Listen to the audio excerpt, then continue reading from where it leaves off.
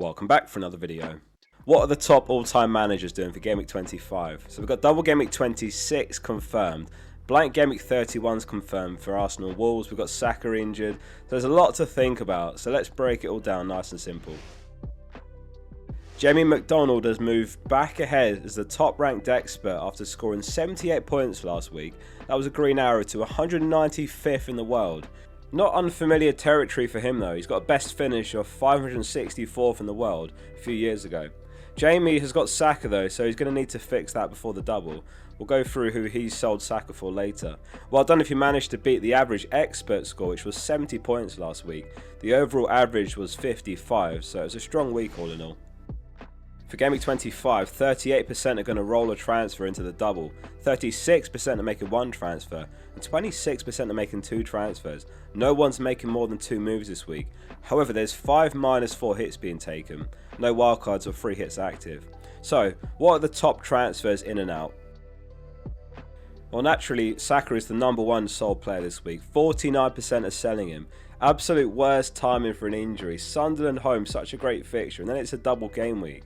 He was in the template team last week, and obviously he's dropped straight out. We'll have a look at the team in a minute. And Rice is the most bought, with 29% buying him. However, with 49% selling Saka, that means there's a good chunk of the experts not looking at Rice, and obviously some have already got him. 15% are buying Mbeumo, 12% buying Enzo, 5% Sarr, 2% Wirtz and Anderson. Just one is buying Palmer, who should be in line for a start next game week after a bench in the League Cup. But don't forget, next week, it's Gameweek 26, so Chelsea play on the 7th and then again on the 10th. So he might not be nailed on to start both necessarily, but it's very possible he does. And then it's the FA Cup the next weekend after that, and then the next weekend after that is Gameweek 27. Enzo has been the more popular choice for sure though. He's scored in his last 2 league games back-to-back 8-pointers. He's got Wolves away, Burnley home, Leeds home. So yeah, he's great, and obviously a much cheaper route into the Chelsea attack. You don't necessarily have to go straight to Rice from Saka. Like, it could be an Mbeumo or an Enzo this week. And basically just buy yourself one more week to decide what you do, whether that's still Rice with another midfielder out the next week, or maybe you go to a defender or Raya in Gameweek 26. It's a rare game week where the clean sheet odds are over 50% for Arsenal, so 58%, which is some of the highest that you're going to see all season. So you can make the case for going Mbeumo or Enzo plus a defensive asset, even if it's a -4. As long as they keep a clean sheet and whoever you sell only gets 2 points max, then you're going to break even as a minimum, so you're a transfer ahead. Obviously football is such a random sport and anything could happen. Sunderland could score. But very roughly, you're 58% likely to get 6 points, so you could see it as being, you're technically likely to get your hit back, and then you could look at a different move or just roll a transfer in Gameweek 26 even. Let's dig deeper into the best Saka replacement. So I've got data here for you from the last 6 games played. I've used the last 6 played because obviously Mbeumo and Bruno, for example, haven't played 6 over the last 6. Bruno's played 4 since coming back from injury, and Mbeumo 3 from AFCON. The caveat with looking at it this way is obviously some of Mbeumo and Bruno's data goes back much further, but the results are very interesting. Mbeumo is top for XGI with 4.0 expected goal involvement over the last 6 games played. And then it's Wirtz, who has stepped up massively recently. Even if you go further back, so last 8 game weeks, Wirtz has got 58 points, which is top in the league over that run, and he's got more double-digit returns than anyone over the last 8 with 4. Enzo ranks 3rd best for XGI, and then Bruno, Rice, Szoboszlai, Rodgers and Wilson. I mean, Wirtz could arguably wait until after City, and maybe after Sunderland away, if you're a fixtures manager. Rice ranks 5th on this list over the last 6 games. But what sets him apart, of course, is he's the best on the list for defensive contributions. 10.76 per 90 ranks him in the top 10 mids in the league, a 36% hit rate. Bruno also fares very well for defcons with 10.17 per 90. The other names on the shortlist nowhere near. Obviously Bruno's moved to more advanced as a 10 now, so we might see him hit defcon a bit less frequently. This data here is from the whole season.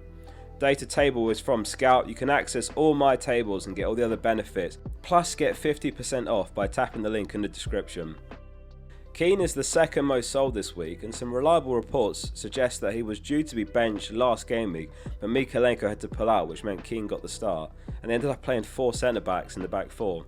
He's just way too risky to own now with Branthwaite back, so he's got to be a sell, and Dorgu remains sidelined long-term, who 4% are selling.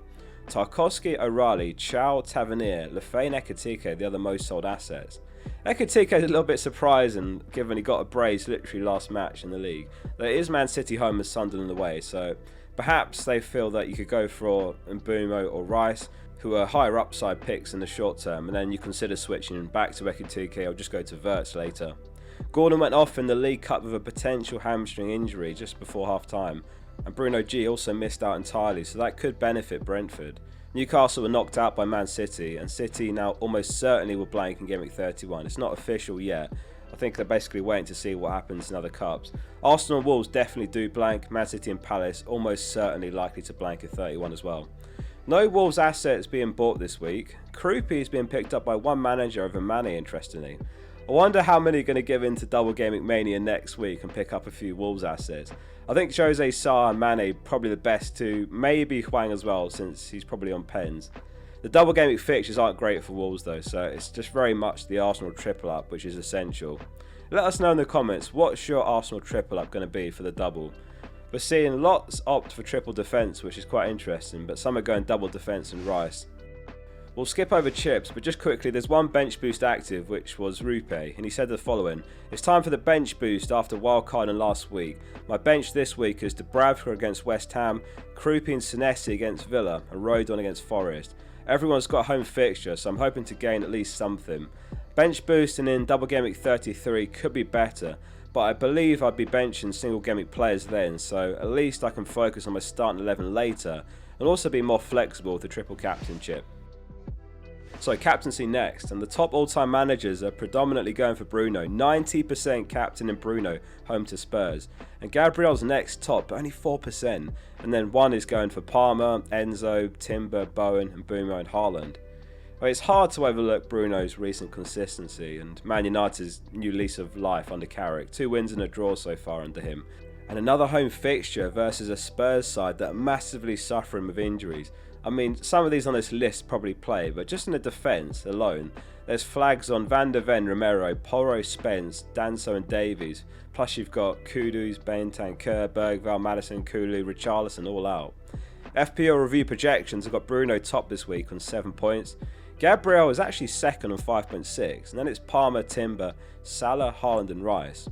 Are any of you looking elsewhere beyond Bruno for captaincy this week? Let us know in the comments. And don't forget, this week it's a Friday deadline by the way, so don't miss the deadline. Let's move on to the experts team next. And make sure you hit subscribe below so you can benefit from these videos every week. Some changes to the team. It's for Bruggen in goal, Anderson, Gabriel and Timber in defence, Bruno, Enzo, Mbeumo, Wilson and Rodgers in midfield, and then it's Thiago and Haaland up front.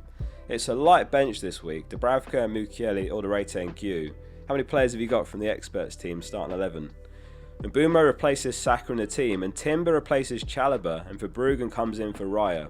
The Arsenal triple up is very divided. Like, Gabriel's 98% owned, so obviously he's the staple pick. But then you've got Rice, you've got Timber, you've got Raya in the equation among the experts. There's not much in it when you look at the ownership though.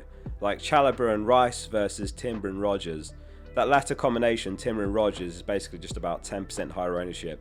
Bruno sits at 95% ownership in the Experts League, just 31% overall. And those 3 columns there are the key to unlock rank gains. Now, which players are the top all-time managers in agreement on that the overall player base is sleeping on by comparison?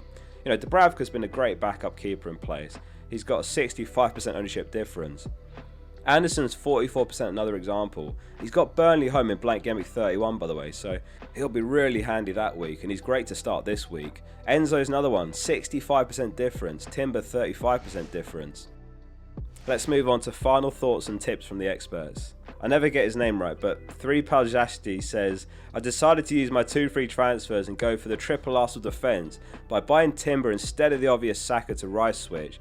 Hopefully White doesn't start the next few game weeks and Timber will finally stop dodging points from now on. Yeah, that's something actually I forgot to mention earlier. So in theory, Arsenal's FA Cup game, which is in between the double game week fixtures, could be the game where White comes into the 11. FPL Vinjo is well set up already, says, with Rice, Gabriel and Timber in my team, I can roll my transfer ahead of the double game week. This week Bruno's going to be my captain, unlike last week. Spurs are looking like a team to target with all those injuries they're already having in defence. Jamie McDonald, 195th in the world, is looking to sell Saka for Mbeumo. He says, going triple Arsenal defence in game week 26. I haven't decided between Raya or Saliba, or maybe even Calafiori yet, but I'll be funding that move by downgrading Saka. At the moment, I'm 90% sure I'll be going for Mbumo, although Sarr is another potential option. And Munpal's being very patient with his transfers. He says, I wanted a Chelsea win in the League Cup for maximum chaos, but I get to roll now since it's an Arsenal double instead. It may be a little forward thinking, but I'm now looking to roll up to 5 free transfers in preparation for Wildcard 32 so that I can be super aggressive at the end of the season. And lastly, FPL Jack says Starboy has blood on his hands.